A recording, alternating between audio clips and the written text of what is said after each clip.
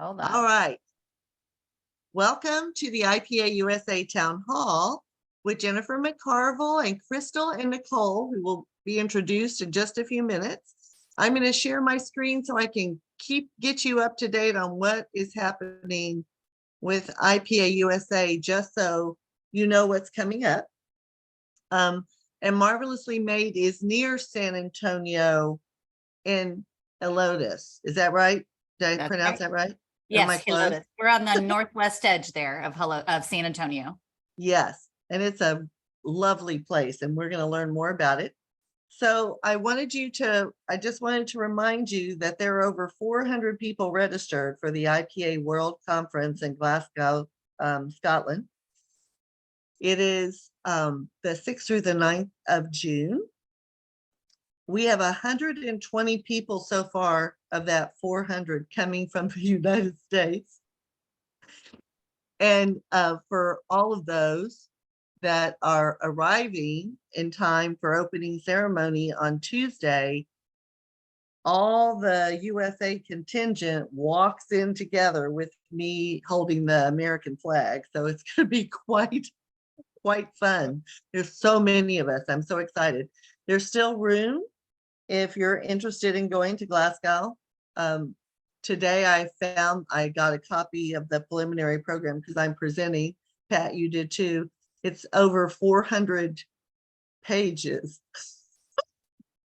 of program. So it's going to be an amazing conference. It's going to be fabulous. We're also, those of you who know us know that we do porch play chats. And I just finished the 150th one last week, and there will soon be turned into podcasts. But we have the next series of tapings coming up on June 29th and 30th, July 12th and 15th, and August 1st and 3rd. And so if you're interested, please send me an email at the IPA USA email address. And I'll send you out the list and the times, and you can sign up for one. We're always so excited to have new people, and we love it when returning people come back to us. So it's just wonderful. And so be watching for all those 150 be turned into podcasts because it's coming soon. Then we are getting ready to host our first annual National Day of Play. It will always be the third Saturday in September. This year, it's September the 16th. And so from now on, we will have a National Day of Play, which is a community play day, a pop-up play day. And Lindsay, who is our pop-up and play chair, is going to be helping us come together to plan for that day.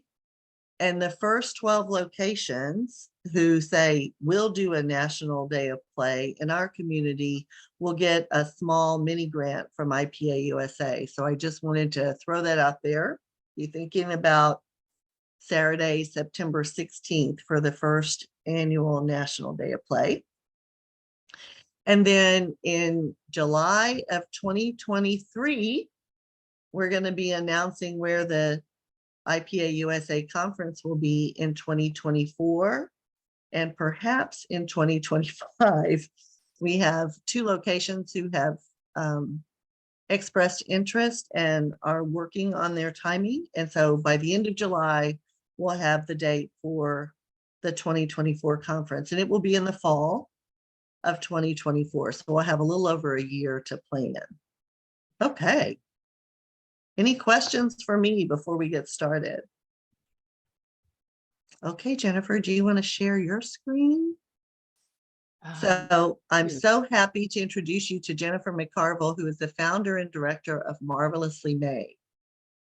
And I visited Marvelously Made at the 2022 October conference of IPA-USA. And in fact, poor Amanda McMickle had to pull me out and put me back in the car because we had 4 other sites to visit.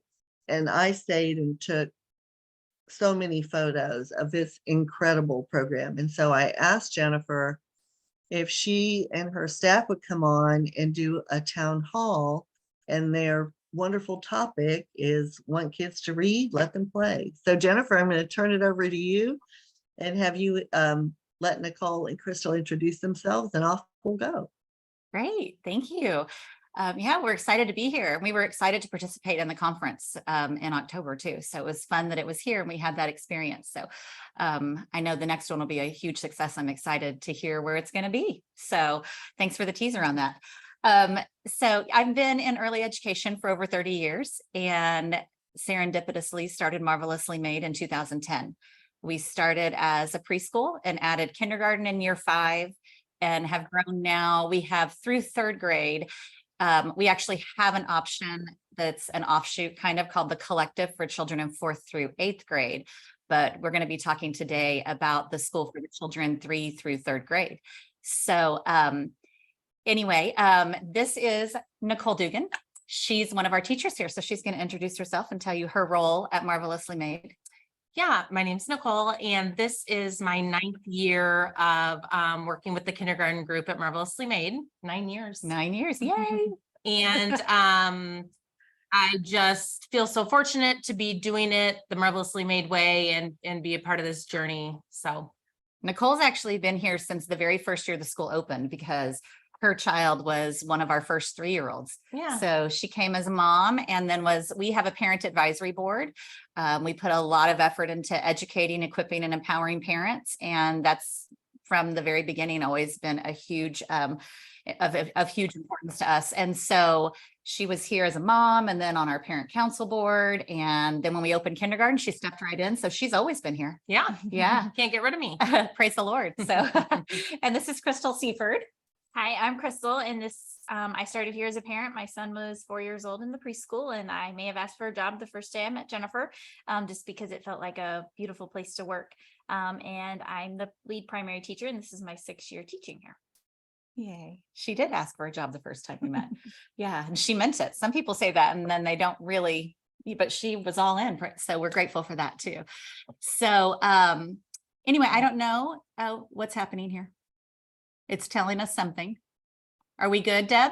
Yes, I wanted to remind people that if you have a question, we have several questions, thank you, that you put in as you registered. But if you have a question about anything Jennifer or Crystal or Nicole are saying, throw it in the chat and then I'll interrupt them and say, we have a question about what you're talking about. All right. So I'm going to mute myself now. But I'll interrupt occasionally. Thank you. Great. We welcome it. So we are going to talk today about how the body gets ready to read.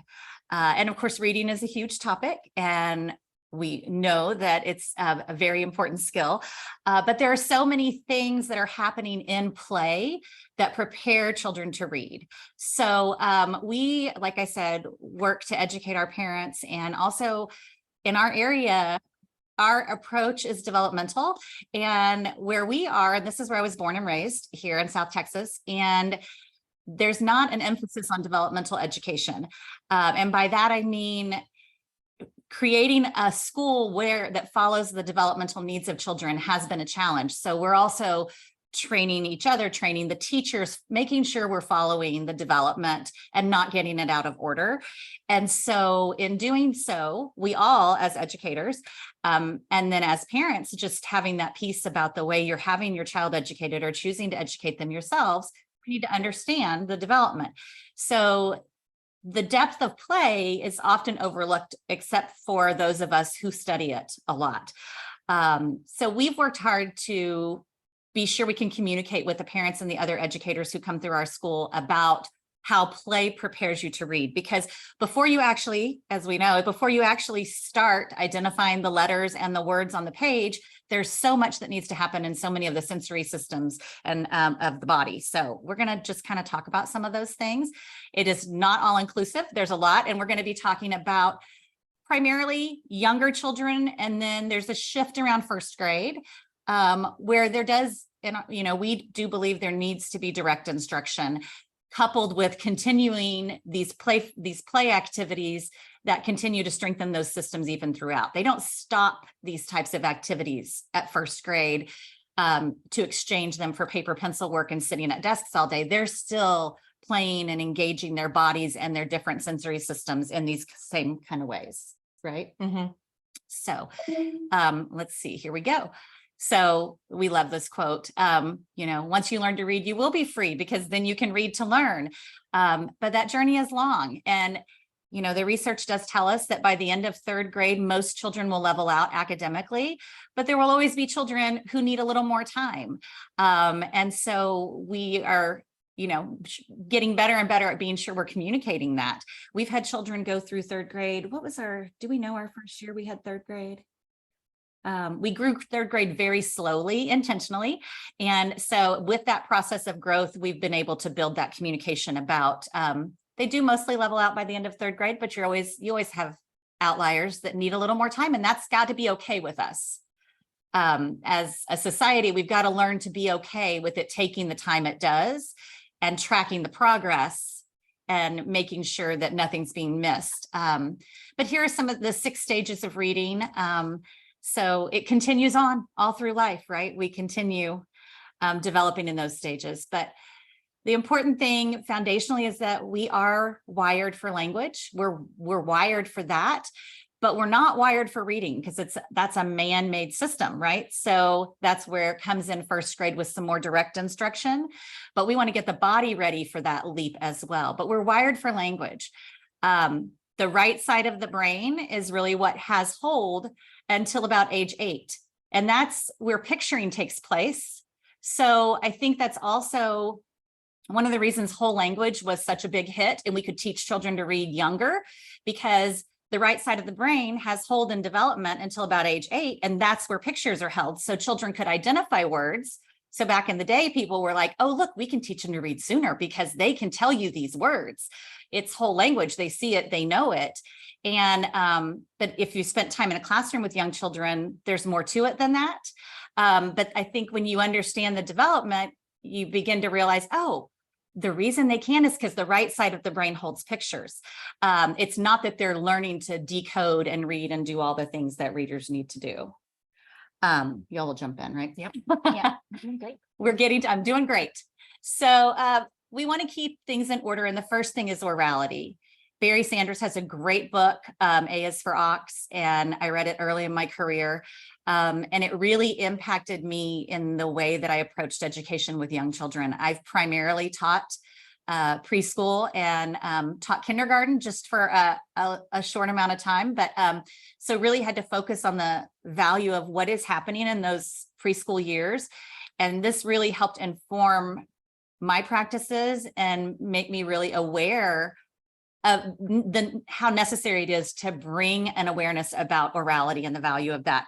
We were just skipping that so often in the schools I was in. It wasn't about, oral language at all. It was moving kids right into identifying letters and doing, phonics. And it just doesn't make sense when you know the development. So, but Barry Sanders' book, A is for Ox, is still, it's timeless. Development hasn't changed, even though society has. So, we make sure that the children have lots of opportunities for oral language development. And of course, that's not just receptive, it's also expressive. So we have books everywhere. These are pictures from our campus. And there are always adults willing to read. The children and the younger, we call it the farmhouse, the 3, 4, and 5-year-olds, they don't ever have to join a reading time, but they do organically, when we have parent volunteers in the classroom, whenever we can. And I always say, if you're not sure what to do, grab a book and sit down, the children will come. And with this, that gentleness and that approach and that kind of it being so organic, it's very authentic for them to engage in that. So there we are, reading in the sandpit, reading in the garden. Children, the older children can come and read to the younger ones, which is so valuable. It's not a forced thing, it's a joyful thing. They walk in with a book and the other children want to sit down and listen to these bigger kids read, and that sparks an interest for them. But the give and take, and we also talk about how important it is for the children to engage in the story, So I think a big shift for us in that play is it's playful to engage with the children as you read. And I'll tell the teachers, if you don't finish a book, it's okay. We talk about that a lot. Like the important thing is the language is the exchange of language is rich and the children are engaging in that. So, and that happens, I mean, all the way through the primary, which Crystal teaches the primaries first, second, and third grade. And then Nicole teaches the kindergarten. There's two classrooms in there. So she's the lead teacher in there with over the two classes, but there's a lot of give and take. How long would you say a story time takes when you're reading? A good 15 minutes, because they constantly stop and they ask questions, and we engage in the conversation during the story. We don't say, well, we got to finish the book first, because that's where they have those questions and we want to reach that then. So, I mean, there've been times we're like, we're going to pause and finish it tomorrow, or we'll even revisit it because there's still questions and discussion to be had. So it's not just listen to me and we're done. It's Right. engaging. And also, if you're not giving them a chance to share their thoughts and ideas during the story, then they're only focused on remembering their idea to share after it's Yeah. over, right? And so it becomes really meaningful for them and for everyone around them to go ahead and take the time to pause and have the conversation. Right. Absolutely. It's much more important because that is true. We're all waiting. We have to focus on our own question. I didn't hear Yeah. anything else you said after the first sentence because I had things to say. Yeah. So that's so true. But yeah, that is, and I know in the primary too, they read a children's book, which we do believe that there are no children's books. There are good books and there are not good books. And there are different levels at which we read and, content that's appropriate, but their children's books are for adults as well when they're written well. So, but those children's books, for the sake of societal understanding, they can last days. But in the primary, they read a children's book, at least one a day, sometimes several. And then they also read a chapter book, which they do that as well in the kindergarten. They read chapter books at the end of every day. So orality also is talking. And so we have these tubes and different ways to encourage the children to talk and listen well to each other. So that's one thing we have in our classroom. We have some that hang through the trees so the children can talk to each other from one classroom to another, and then within the same classroom, and then just some sprinkled around. Huge parts of orality, the talking and the listening. Singing, lots of singing. So, and then something's wrong here, but participating in the actions that make that so engaging. So finger plays and all those things that build orality. And then we move, and these children are doing it when they're 3 also, taking their story dictations and reading them back to them and accepting them just the way they are for the love of the language. We are storytellers. That's how language was passed down for generations, thousands of years, right? It was sitting around in your tribe and talking to each other. And you still want to, when friends come, you sit and you talk. So that foundation is so vitally important. And we really put a strong emphasis on that. We definitely want to make sure that wherever we are, we can sit down and snuggle up with them and enjoy that, because that emotional connection to reading and orality will sustain them and their joy of it. Our goal is not that just that children become readers, but that they love to read, and they're going to love to read when their bodies are ready to read too. So making mental movies, we do a lot of things to help them with that imaging, and building that rich language does that. We know through the brain research we have available to us now that being able to hold those mental images, right, helps you become a stronger reader. And thinking pays off. But now we're going to talk about the body. And we know this, right? If it hasn't been in the body, it can't be in the brain. We've all heard that. And so we're going to talk a little bit about what's going on in the body. So to be a strong reader, children have to have a mature proprioceptive system, knowing force and pressure. It doesn't, you wouldn't probably automatically think that that's a factor, but it actually is. All these sensory systems have to work together for children to focus and take in written information and content, all those pieces working together. So here's some ways that play does that. Here, obstacle courses are a great way to build the proprioceptive system. And the children, these parts are out there and they do this through play themselves. And they're doing this all the way through third grade in their outdoor classrooms. There are loose parts and they're creating obstacle courses to figure out how to receive that sensory input. Carrying heavy things. There are lots of opportunities through play that happen naturally. You can see in the left-hand corner there, those children are working together to schlep that water all the way across the yard for something that they need it for. We have wheelbarrows that they fill full of stuff and relocate all the time. So moving heavy things, helping to anchor their proprioceptive systems and get that sensory feedback.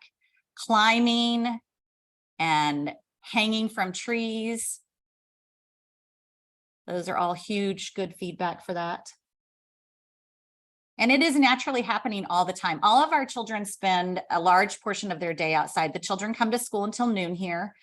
And then in the preschool, the children have the option of being outside the entire 3 hours.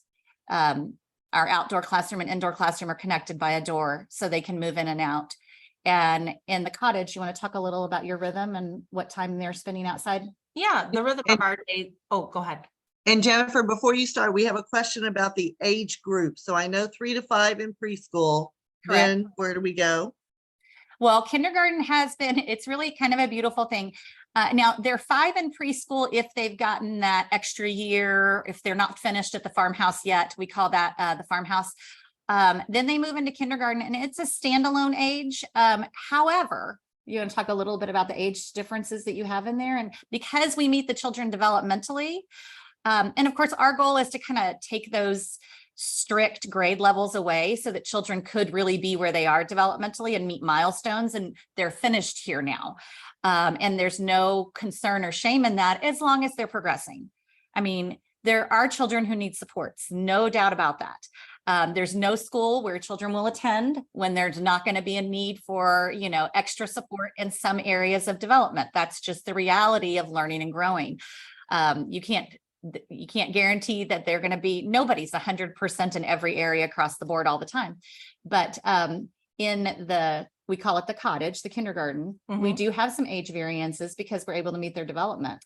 Well, yes, and the focus at our school is to educate the whole child. So we're really looking at the emotional and social piece as well. And so as we're looking at that, the best environment for some of these children that maybe are a little older, but still need what we're offering at the cottage. We have children that are 8 or 10, just depending on their development, and we're able to facilitate their learning in that way.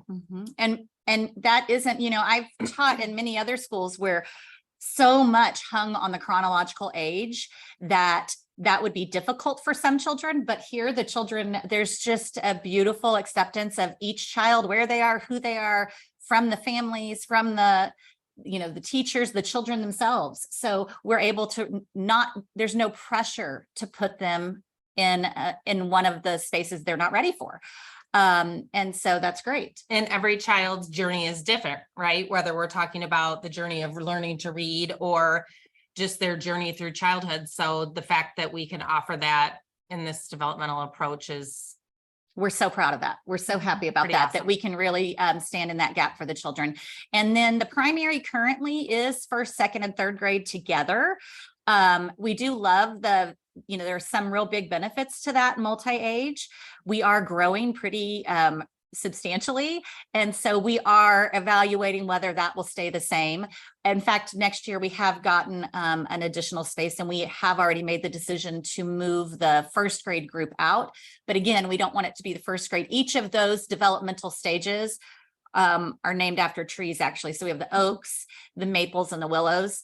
And, we know traditionally where they lie. We're not really fooling anybody, but it's great because the parents will take the children to the doctor, or they'll see a friend and they'll say, "What grade are you in?" And they're like, "I'm a willow."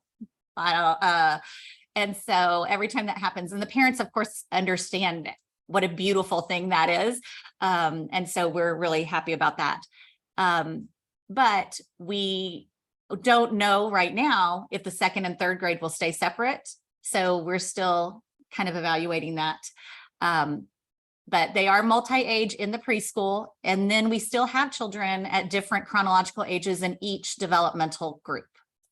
Jennifer, thank you. I think that's the important thing that I loved about Marvelously Made, that it is developmental and not tied to age. And so thank you again for explaining that and how the school is structured. You bet. So going on to some other activities to build that proprioceptive system. Again, things that are just going to give them that good, heavy feedback or soft feedback. It doesn't always have to be heavy. You know, you also want them to be able to get that sensory feedback from working with feathers or touching soft things, but hammering.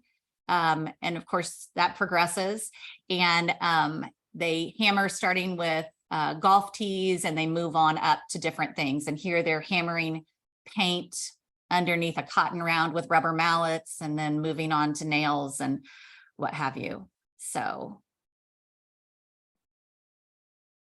and like I said, these invitations are out and available to them. We will encourage children who may not have seen something, if it's been out a while, or we know that's an interest they have or an area that we want to point out how to use a tool possibly. So depending, we're very delicate about that, but we'll say, oh, I want to show you something, never interrupting what they're doing. And if they don't want to interact with it, then that's okay. I just wanted to point out too, the use of real tools and how children can use real tools and should, and how important it is. Right. Absolutely. They're really engaged because they're doing important and real work. You know, children are really clever. They know when you're trying to pull one over on them, make them do things that don't matter. And so another thing to build that proprioceptive system is eating crunchy foods. And that's an interesting thing to watch. Children don't eat a lot of crunchy foods. We do grow some in our garden, and so sometimes that will facilitate it, but they definitely need that feedback in their mouths. This is also really important for building orality and speech. So, they've got to be able to deal with a variety of textures as they're eating, but just all of those things that are giving them that sensory feedback for their pressure and being able to gauge that. So the next system that we focus on is the vestibular system, balance and movement. Where are we in space? Both of those things address that. But so some ways we do that are digging, and then jumping rope. They're doing sack races there. Hanging upside down. That's a big one. And they find ways to do that and places to do that.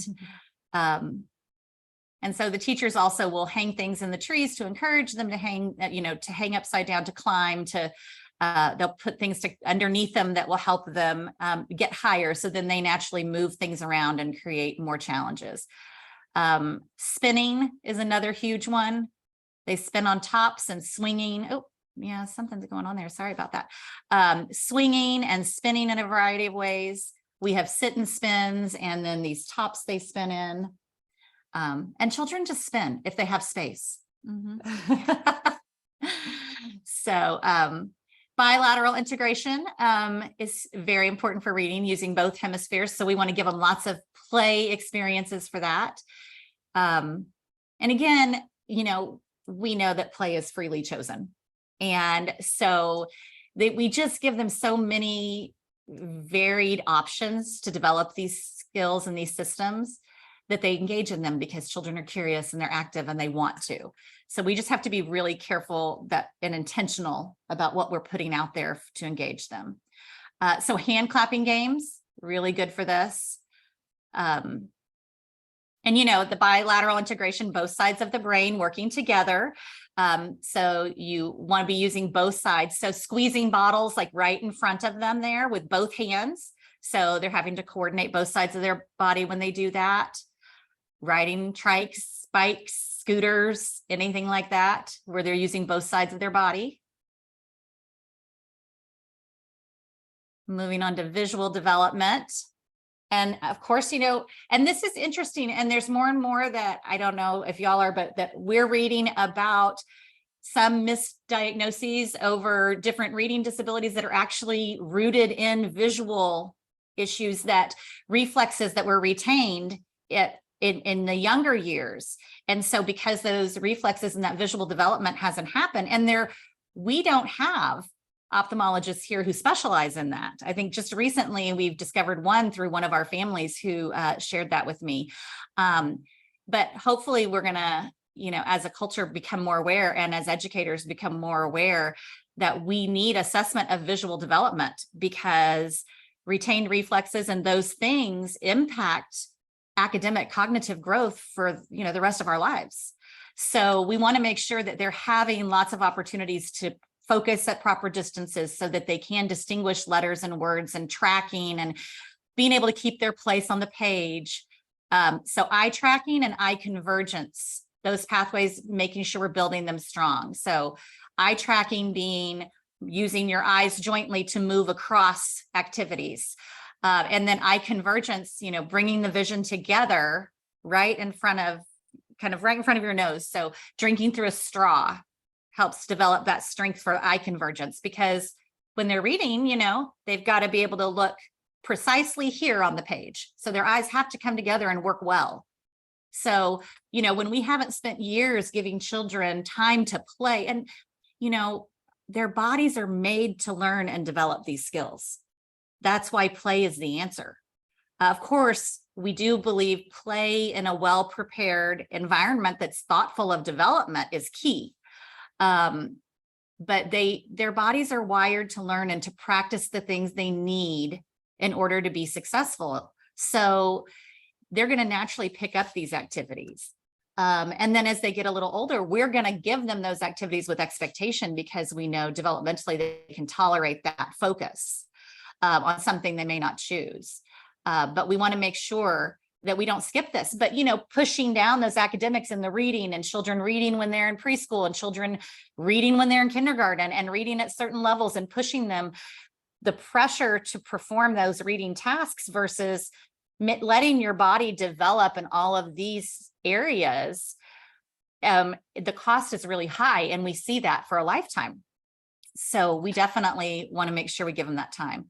So eye tracking, ping pong, and like I said, these aren't things we quit doing. These are things we continue to strengthen. This is actually one of the few pictures we have in here of the children in 4th through 8th grade. They have a ping pong table, but the children who are watching, our youngest children are on the other side of the fence, and they will stand and watch. So as they're watching them play ping pong ball, they're developing that tracking.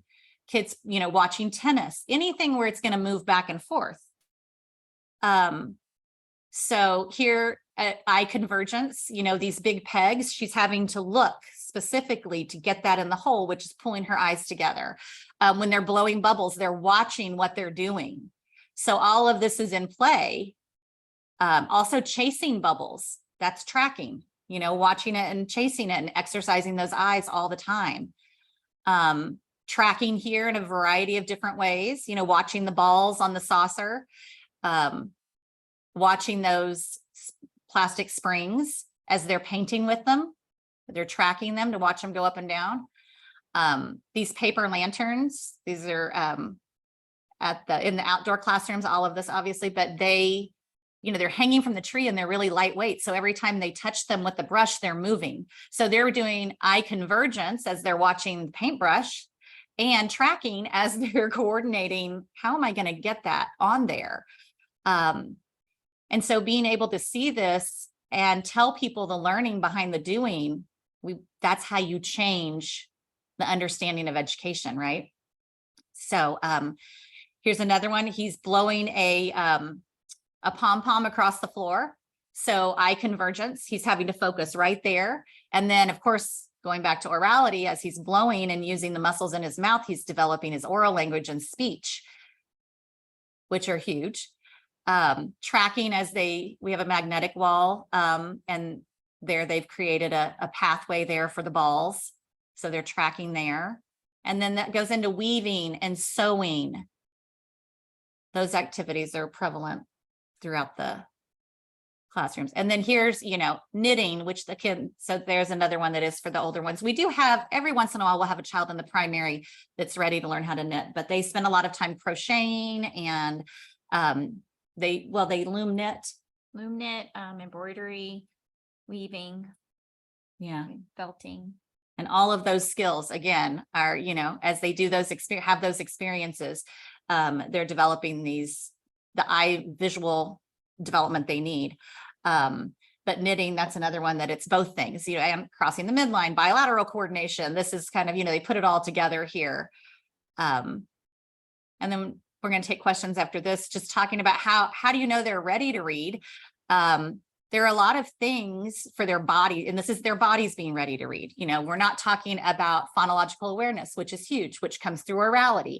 And then there's a lot of building. Can you talk a little bit about building phonological awareness in kindergarten and the variety of ways that we focus on that intentionally? Yeah, from poems and songs and jokes and plays on words, the hand clapping games, different rhyming games, just having fun together and connecting over those type of activities is what the majority of that looks like with our kindergarten age group. Did I miss anything? And just really, well, no, of course Okay.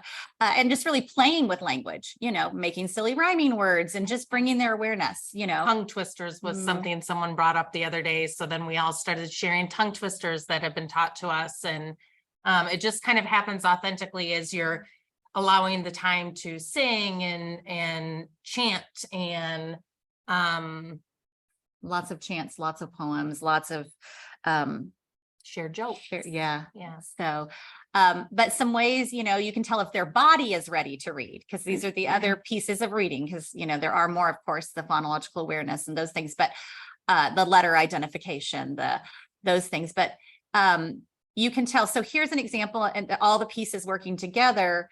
The child who has the yellow jacket on, that child's body is saying that that's an indicator they're ready to read, because you can see the skipping with opposite arms and legs moving.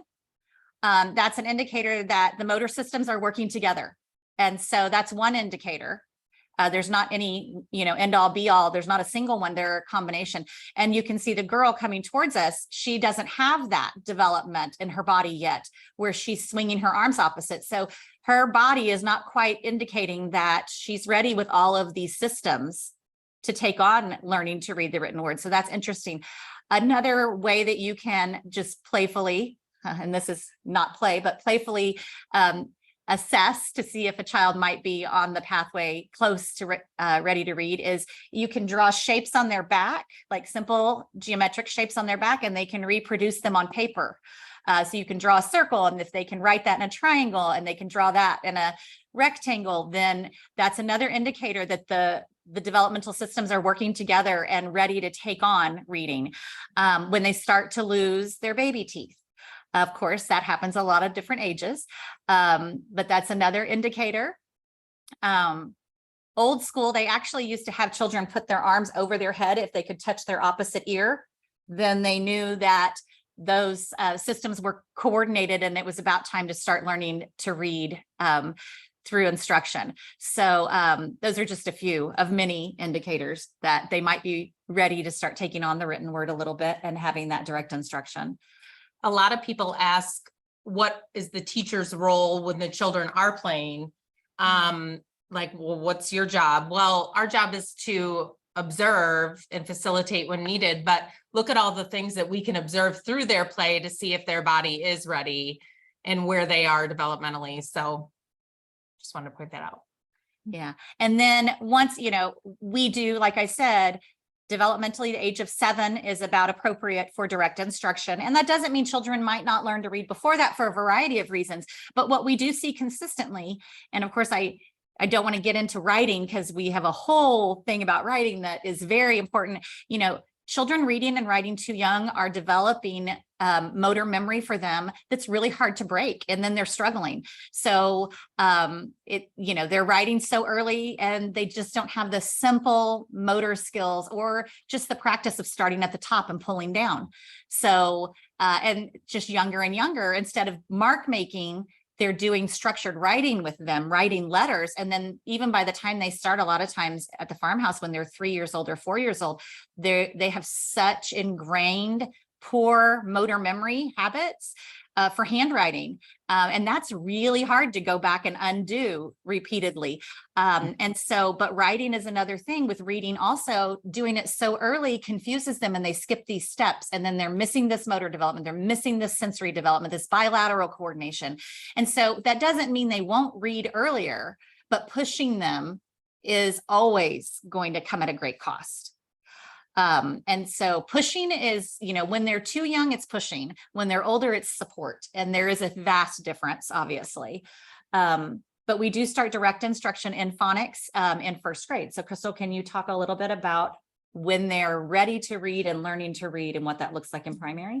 So we still do all the things that kindergarten does that we're building on, with all of the songs still, in the hand clapping and the rhyming and the wordplay. So they're still getting plenty of those experiences. But then we do start direct instruction with a systematic phonics program that we use. And the one we use is a story-based program because it helps them make connections to the letters versus it being an abstract thing that they're seeing. Mm-hmm. Someone comes, and his name's Mayor Andy, but he comes and he teaches the children through stories why the letters need to do certain things. And it helps them have this emotional connection to the story. And then they are remembering that story when they're reading it in a book. And they're like, oh, I remember when we heard this rule. And then we continue, we teach the rules, and then we practice them. And then we're putting them into practice in text. And then we learn new rules while still doing all these other beautiful orality things, so that it's just another layer that we're adding into it. A strong vocabulary is one of the greatest indicators of a strong reader. So going back to orality, talking to them, listening to them, and that's also key. So many adults spend so much time talking to children, and we're really good at listening to them and giving them their space to develop and practice language. And so that's really key in these, readiness things that we put so much emphasis on. And we do a lot of vocabulary work through our chapter books, actually, because we often will read a lot of the classics, books that were written in the 50s and 60s, and things that they're hearing language that they've never heard before, because we call it something different now. So it's an awesome way to just build that vocabulary. What is a chest of drawers instead of a dresser, or just different things like that help them make more connections to books and the world around them. And then when they're faced with those concepts or conversations, they have something, right? Experiences to draw on. So we're just filling their brains with that. And also we're really careful about the books that we do read to the children, because there are just, it's like books are being produced. I don't know. I should Google that. Like, how many books are produced every minute of every day? A lot, I would guess. At least every day there are a lot, right? Are being published anyway. And so, but they're not all good. There's a lot of bad language out there. And I don't mean foul language. I mean, it's just not worth their time. We want to fill them with lovely things. It's not that they're bad. It's that when they're in school with us, we want to be sure that we're filling them with rich, lovely language that kind of feeds their soul and, piques their curiosity and, elevates that vocabulary for them. So we're real intentional about that. I know we read every book before it's read in the classroom. There are a lot of books that we go, oh, there's, this lesson is really great. This, a lot of them are moral lessons, character lessons, but there's a story that tells it in a much more beautiful way that's, and so we do work hard at that. I know Crystal leads a book club for the children, which is incredible. And she does that just out of the goodness of her heart. But can you talk to them just a little bit about book club and how that works in primary? So I read a lot of books over the summer so that they're carefully selected. And the book goes home with the group. And they have about a month to 6 weeks to read it. And the goal is to read it to your child. We want the child to just enjoy the book, to hear the story, hear your voice, make connections. It's not about them working to read the book to you. It's just supposed to be pure enjoyment. And some do want to start reading it as they start catching on, and that's fine. But we really encourage that the parent keeps reading to their child, even if your child knows how to read, because you still want to build those connections no matter how old they are. And so then they come back and we meet together in the evening and we wear pajamas to school and we have snack together and we usually do some kind of activity. And then we sit around and we discuss the book and they share their favorite parts. They share things they didn't like. We talk about the characters and who do you relate to? Do you know someone like this? And then it starts creating almost like not inside jokes, but later we can be like, oh, you remember so-and-so? And you just keep talking about the books even past book club. And then they get a special little story token that they can keep that helps them to remember the book and the experience. And they do 2 a year in each group. In each group. And, you know, those story tokens are so huge because that's also a homeschool connection and a connection for the children for retelling, which I know we didn't touch on in this presentation, but that's another huge piece of what we do in building that orality and that comprehension and that readiness to read is retelling stories. And, you know, one of the things that they do, because the age is perfect for that in the cottage, is they do fairy tales. And can you talk a little bit about the fairy tales? Sure. So we spend a lot of time focused on each fairy tale and enjoying the different versions. And like Jennifer said, they're not all good. So we carefully select the versions that we do think are the best ones, but 6 to 8 versions of each fairy tale and talking about comparing the characters and how they end differently. And after that, at the end of every year, then they perform this fairy tale plays for their families, which we're getting ready to do now. They make their own scenery and their costumes and put on a little play. So when we're exploring each fairy tale in the classroom, we'll have storytelling props, for lack of a better word, or little things that remind them of the story that where they can retell the story, maybe a flannel board, Story stones, or she'll pull together just, you know, the 3 billy goats gruff, and she'll a peg little wooden people. bridge and some peg people. And so, and they're just out in the classroom and the children naturally gravitate towards that and play, you know, that's through play, they're retelling the story and making their own versions. And so, you know, obviously the fairy tale plays are a little, you know, they're not free play, but it is a way for them to incorporate playing with those invitations to come and retell the stories. But that's huge for them. And it's an important piece of preparing them for reading and continuing that on. So story tokens are something we take home for that homeschool connection. And we do that from the time they're 3.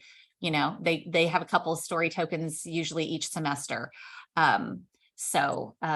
That just connect them to the story. So, and you would think reading 6 to 8 versions of the same story would get a little bit old, or they would lose interest or not want to hear it. And that's actually not true. They love each and every one.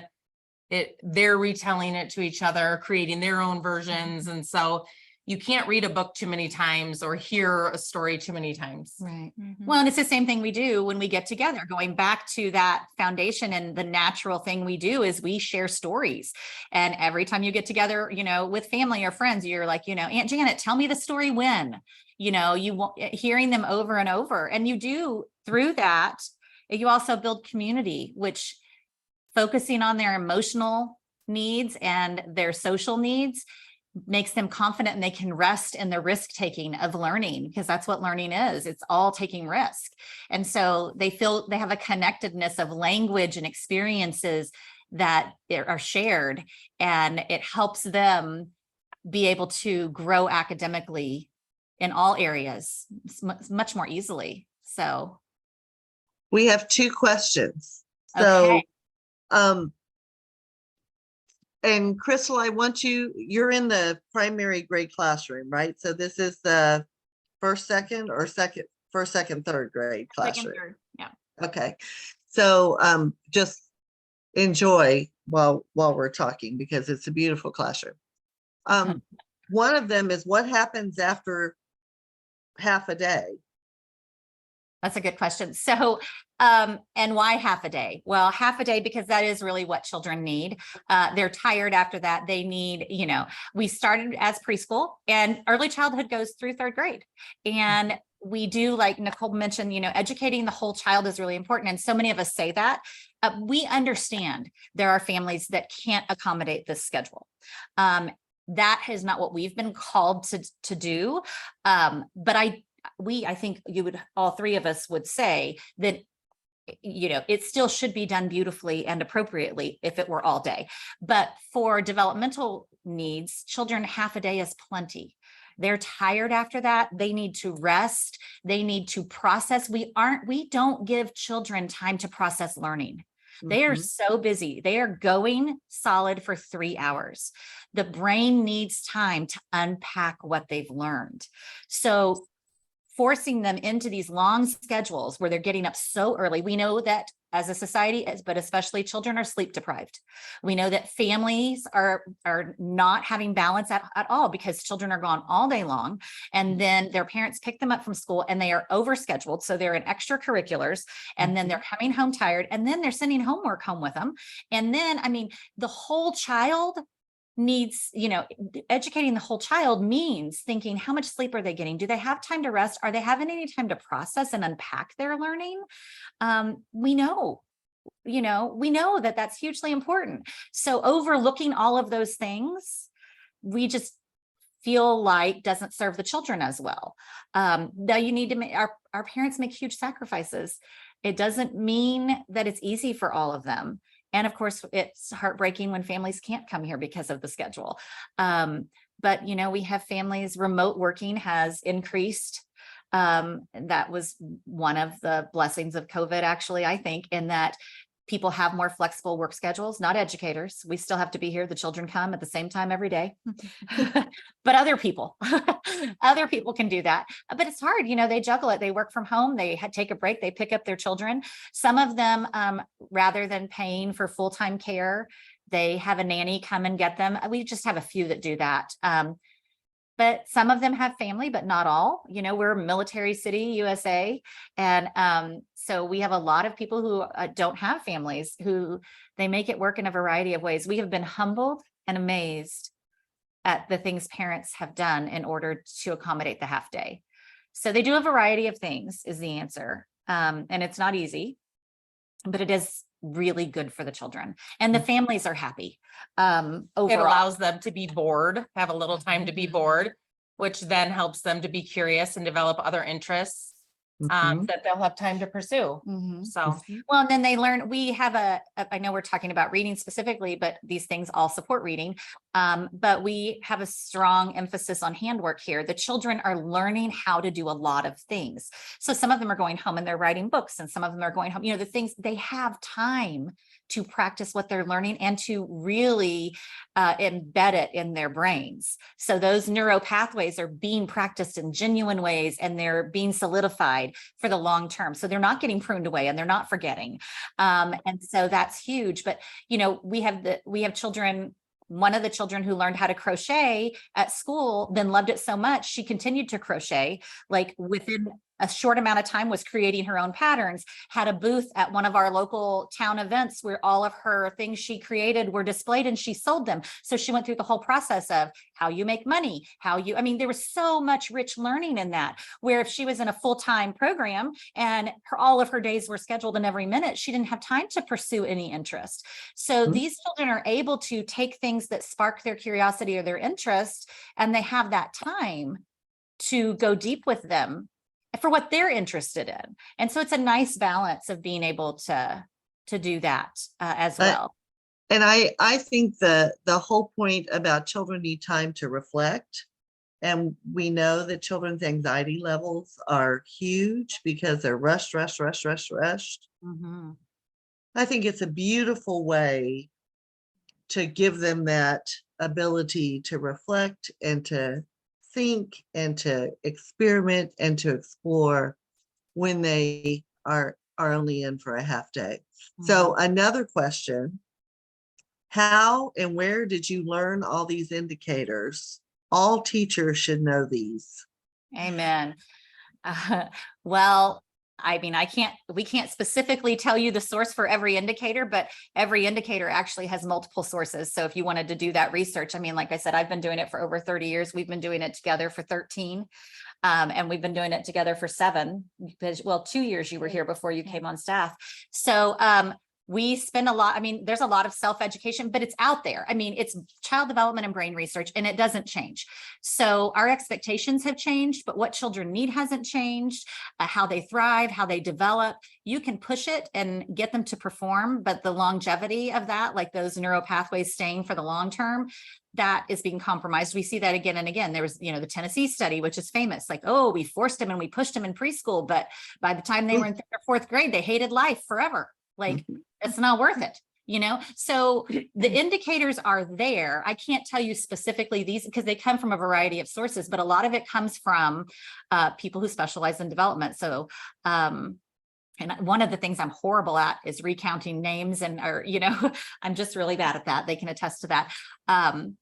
But there are so many and they come from a variety of different places. And so think about where they are and maybe Uh-huh. send them to me and I'll put it in with this, because that would be great. Because the other thing that I think people are really hearing from you is that what we're currently doing as readiness for getting children ready for reading is actually sabotaging their ability to read, right? Absolutely. And the other pattern that we see is that we're taking away recess, or we're too afraid to do risky play, which is also harming development and preventing them from developing to their fullest potential. And so I think one of the big things that I heard, and Crystal, I want you to do your rhythm, and Nicole, I want you to talk about your daily rhythm too. But one of the things that we have really moved away from is development.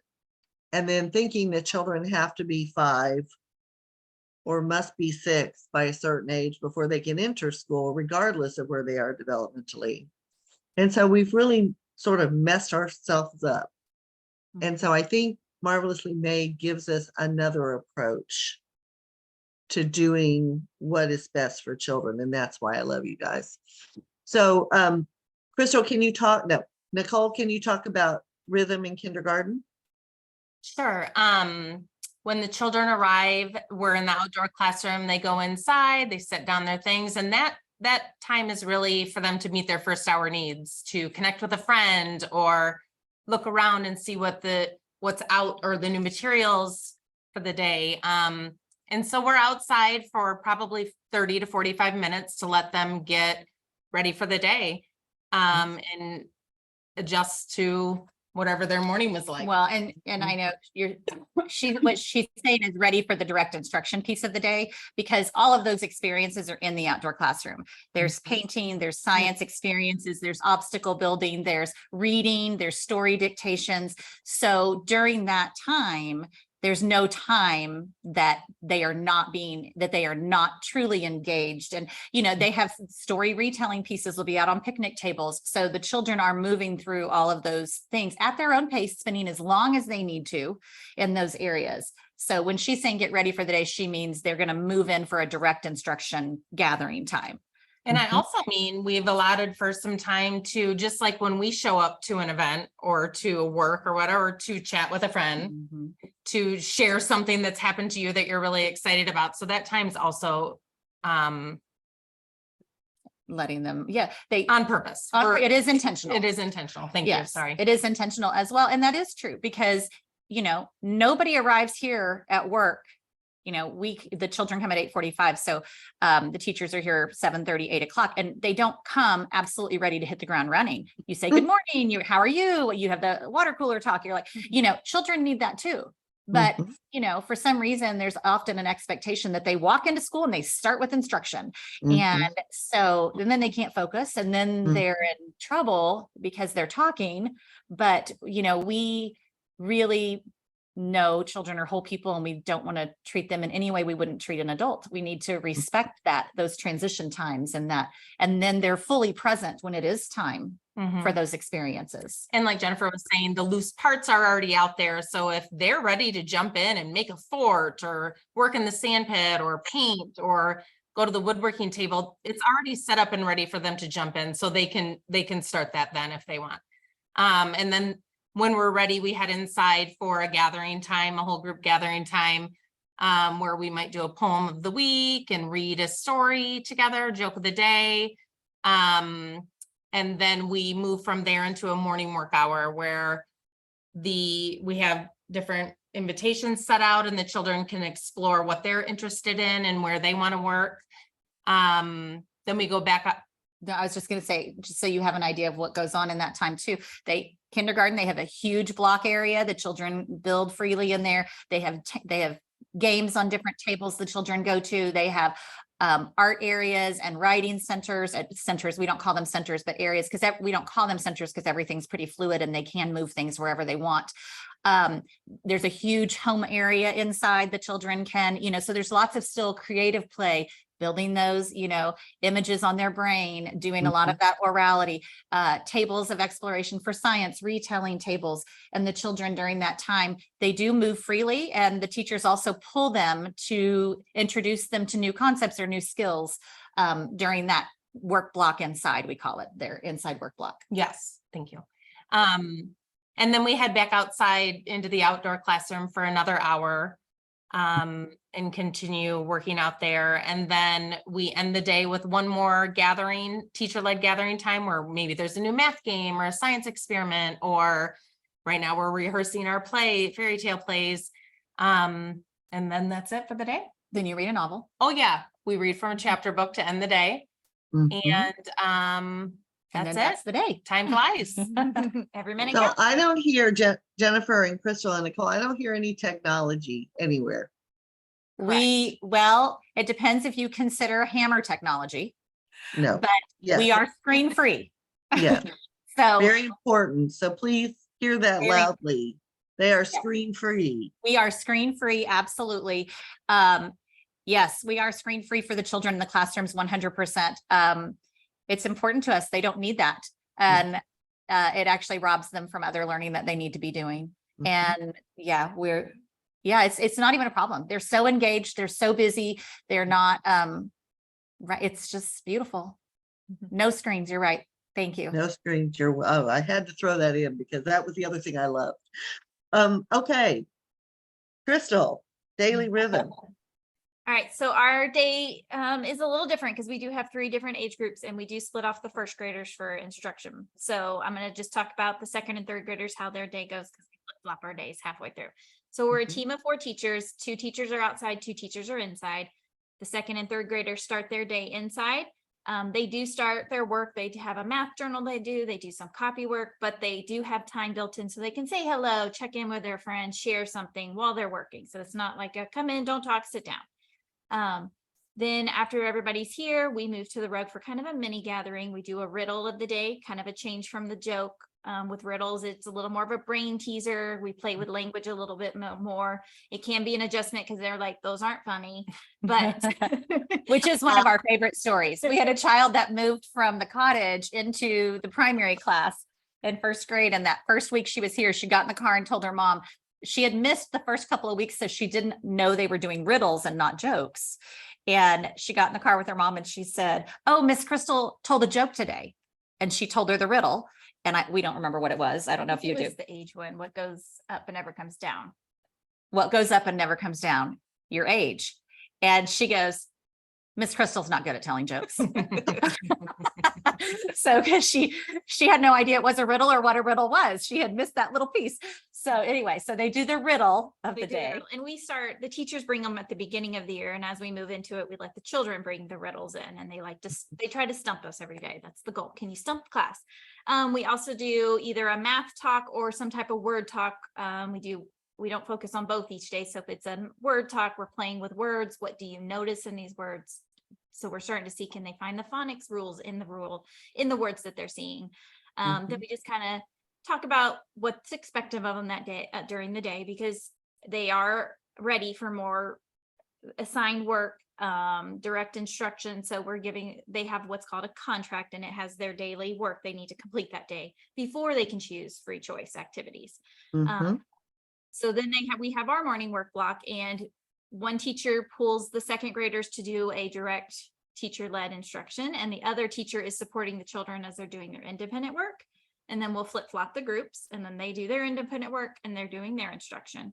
Then after that quickly flies by, everybody comes in and we have snack together. So there's that social piece. They're all together, they're talking, they're laughing. And then we meet on the rug for our gathering, and that's where we'll do our read aloud for the day, sing our songs, have discussion. Lots of social emotional work is during that time of what's going on outside. What do you need? What can we help you with? And then from that point, we flip flop. So the second, third graders will go outside. The first graders do what that group did, what's appropriate for their level. Mhm. Outside looks very similar to the cottage outside. There is invitations outside, there's art, there's science, there's lots of loose parts, they're building forts, they're creating storytelling games. They like a lot of big body games. So we're doing dodgeball, we're playing tag, we're playing freeze tag. They played their own little pickup game of baseball the other day with loose parts. They're playing jump rope, they're playing tug of war. So it gives them that big body play. They're getting all that energy out while engaging in science and art. And there's always books outside and ways to write outside. There's handwork outside, so they can do anything little that they want outside, or they can move big outside. One of the outdoor teachers is the science and nature teacher. So she is pulling them for small groups once a week outside as well, for experiences in those two areas. So they have the 3 teacher, math, language arts, and science, that they're getting small group instruction in every week. And Mhm. then we end the day inside all together with our read aloud. We try to allow at least 15 minutes to read our chapter book because they don't want us to ever stop. The other day something came up and it was like 5 minutes till dismissal, and they're like, please just read 1 page. So we read 1 page. We make sure to end our day reading, and we sing a song and we say goodbye. Isn't that beautiful? And so someone asked if you have whiteboards in your classroom. They also said smart boards, but I said you're screen free. No whiteboards either. Well, there are whiteboards at each of the gathering areas for the teachers to use.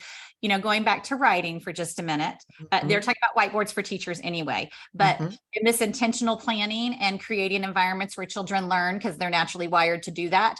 The children don't often use markers in our school because we're seeing more and more children having difficulty with writing, and it's too laborious for them, and they don't have the wrist rotation or the hand strength. They don't know how to apply pressure because that proprioceptive system isn't where it needs to be. So we do lots of experiences for that, but markers don't require any effort. Right. So whiteboards are along that as well. Of course, for the teachers to use them, that's different. But in our school, you'll see that they use crayons or colored pencils the vast majority of the time, but the children do not have whiteboards that they use for that reason. They use chalkboards when they practice writing letters, so that they're actually using slate and chalk. And so that's important. And then also they use, like I said, pencils or colored pencils, but each of you has a whiteboard in your, you use it for writing the date every day and for phonics lessons and things. We do have whiteboards in here that we occasionally will use for games or things, but they are ready for it because their hands are used to writing. Yeah. They're actually not used very often either. But Okay, so I'm going to go through, I think you've answered every lesson except for when a parent enrolls in the school, and for those of you who are interested in public schools and how to get more play in, Elizabeth Ging. So once I get done talking, I'm going to put Elizabeth Ging, who's at Edmond Public Schools in Oklahoma City, or in Edmond, Oklahoma, and HB 1569, which is the Oklahoma Play to Learn Act. So I'm going to put that information in the chat. Elizabeth Ging is fabulous. She's done many porch play chats. Her teachers have done many porch play chats. It is a public school that includes play. It is not the same as Marvelously Made, but it is a step in the right direction. So I'll put all that information in the chat for you. Okay. Deb, can I say something about that? Don't forget your next thing. I don't want to distract you, but no, that's fine. I can say, as far as, it's not, it's a lot easier for us, obviously, to follow this philosophy because we are a private school, but educating parents is key. The way we're going to change education is through parents. There is power in parents. Teachers are stuck. They can do their part and they can advocate, and we need people who can do the policy work. I can't do the policy work. That's not my calling. But, I'm like, if you tell me when to show up on the Capitol steps, I'll be there. But that's somebody else's job and they need to take up that torch. But parents are going to change education. But here's the thing. Instead of educating parents, we are misleading them and making them fearful for their children. And educators and school systems have a responsibility to tell parents what children need, because parents want good things for their children. Mhm. And we have seen that in 13 years. They want good things for their children. They want to honor their development. They don't want their children to have mental health crises when they're older. They don't want them to be anxious. They want to, we've started this Safe Childhood movement out of, it's been an outpouring from, or I guess an outcome from educating our parents and them saying, this has saved my child's childhood. This has changed everything for us. And it's not that we, and I always say, we're not making this stuff up. This is the development. This is the research. And asking about like, where did it come from?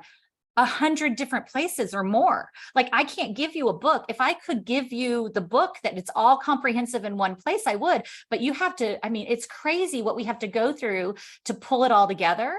But you have to have people just stubborn enough to stand in the gap for children. And so when those educators come along, then you have to educate parents. And we do that. And there are still parents who struggle with it because society's pressures are so big, and we get that, and we will love them through that. But yes, policy is one thing, but to really change education, we have to educate parents with the truth, which is the development, not educate parents so that they put their kids in high pressure, rigorous, highly academic environments at young ages, but with the development and understanding the process so you can trust it. So I just want to say that, like, that's how we're going to change it. And it's important that everybody in the field take that seriously. It's not enough to tell teachers the right thing. So do you do a parent orientation that you say, if you come here, this is what we do, and this is why we do it? Every parent who comes here comes to a 2-hour tour, and then they apply, and then we read over the applications, and we've grown into this process. You have to remember, like 13 years ago when I started Marvelously Made, this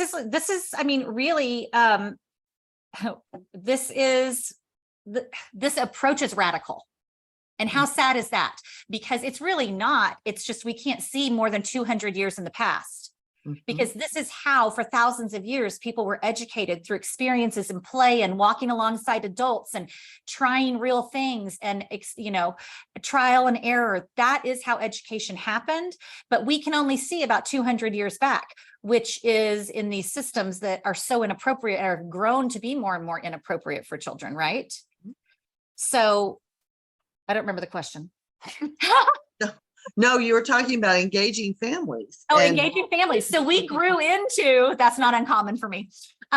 We grew into this place we are, where now you have to come to a tour. Now, I will say, before we required tours, when I did individual ones and people could come in and such at any time, and we would just talk to them, and we just can't do that because of our size anymore.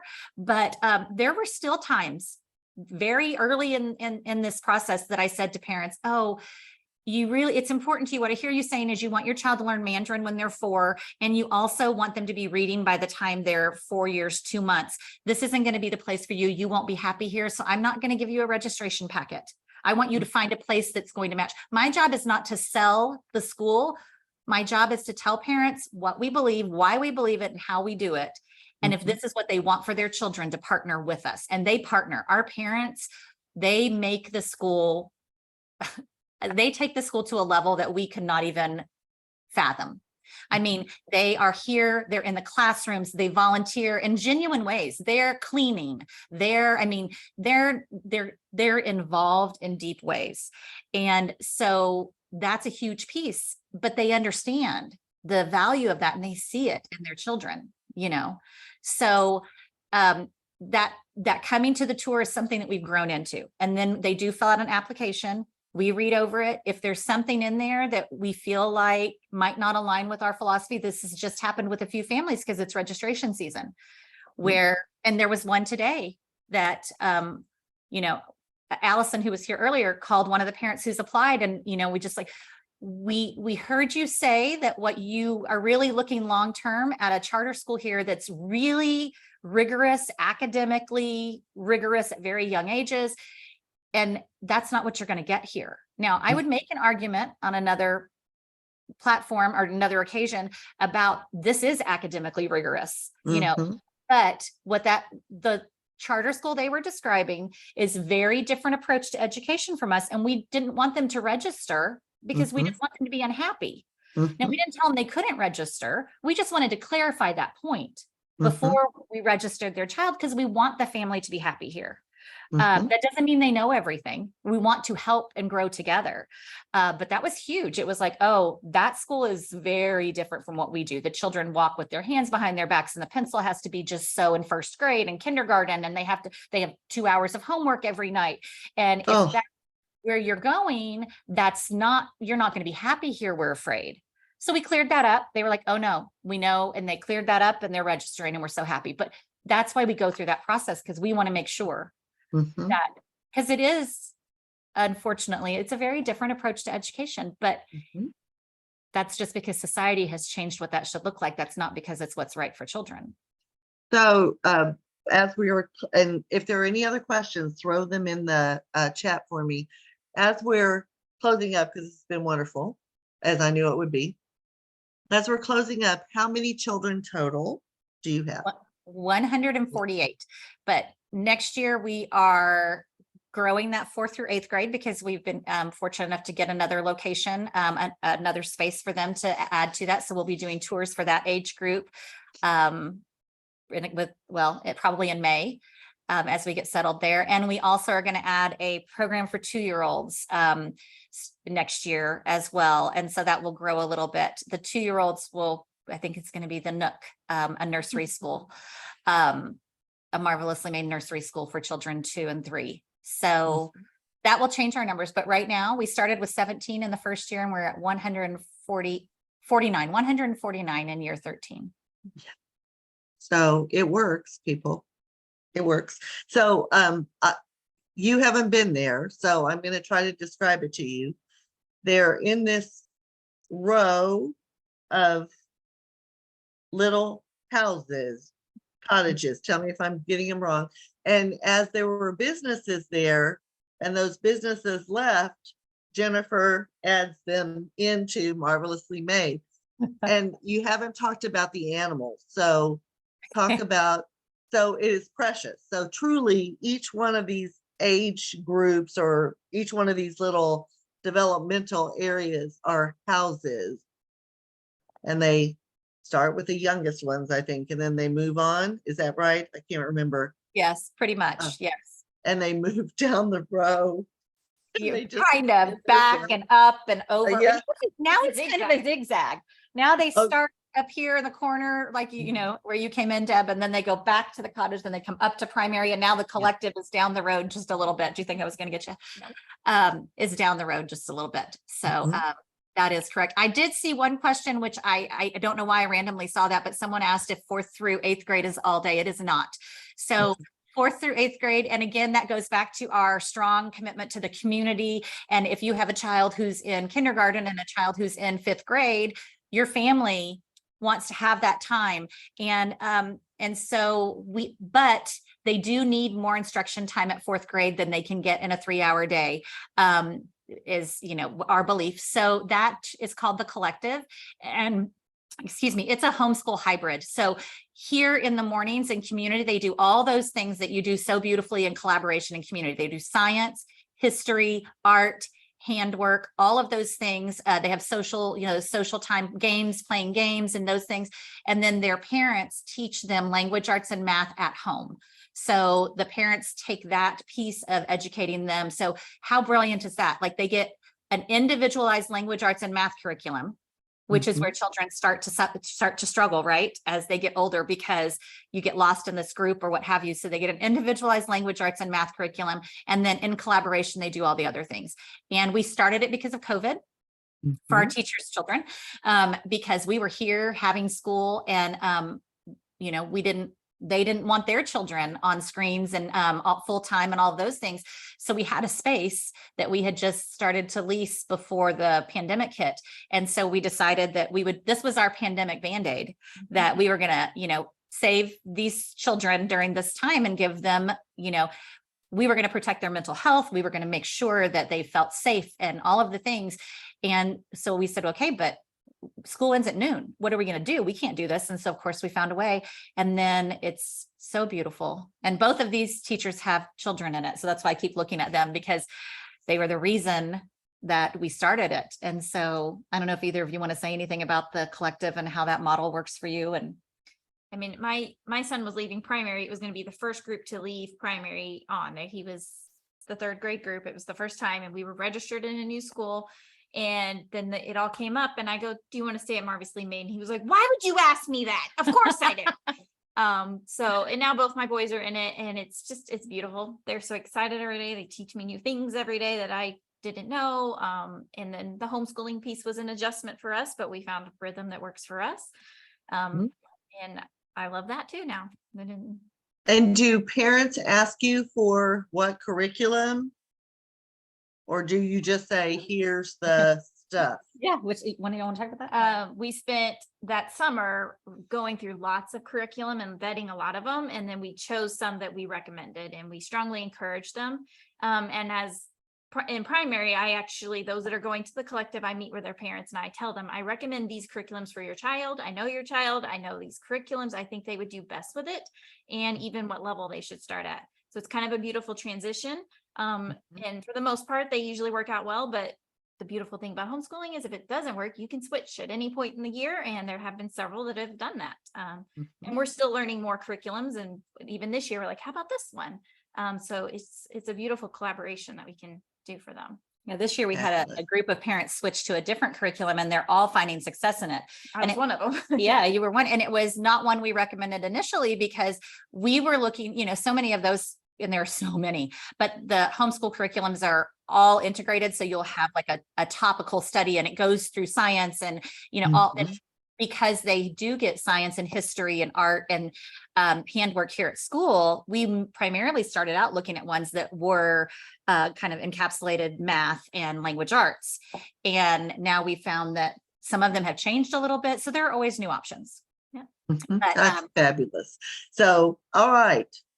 Thank you to all who have participated. I will send out an email with a YouTube link to this presentation if you want to show it to school boards or principals or other administrators, and thinking about a different way to approach education out there in the world, because I think this is a fabulous way to honor the child and where the child is, and not have all these unrealistic expectations that we seem to have of children. So can I say one more thing, is that yes, we are not perfect. Obviously, everybody knows there's no perfection, right? But we're learning as we go, and we're getting better all the time. But we don't compromise the children, and we won't get the development out of order. So, there are things that we're going to learn and we're going to grow, but that's very much key. And I would be amiss if I didn't say, we have started the Save Childhood movement. Right now, we have a group on Facebook that's Save Childhood, a Marvelously Made movement. And so anybody who wants to join us there, and eventually, we're working on rolling out some other things, the website and the podcast and those things that take time. But right now we're starting the conversation with a small group, but it would definitely not be okay for me not to mention that as well. I'm so glad you did. So thank you, everyone. Don't you guys go anywhere, because I have something else I need you to do. Okay. Thank you so much for joining us. I hope this was helpful, and I'll send out the Zoom link to everyone who registered. And then those of you who are parents of Marvelously Made, if you want to say anything as we close, you're welcome to. And if not, then Jennifer will give you the YouTube link when it comes out. All right. Thank you so much, everyone. Thanks. Bye. Thank you. Bye. Okay, so you need to do a journal article. Here, let me stop the recording. You're like, what?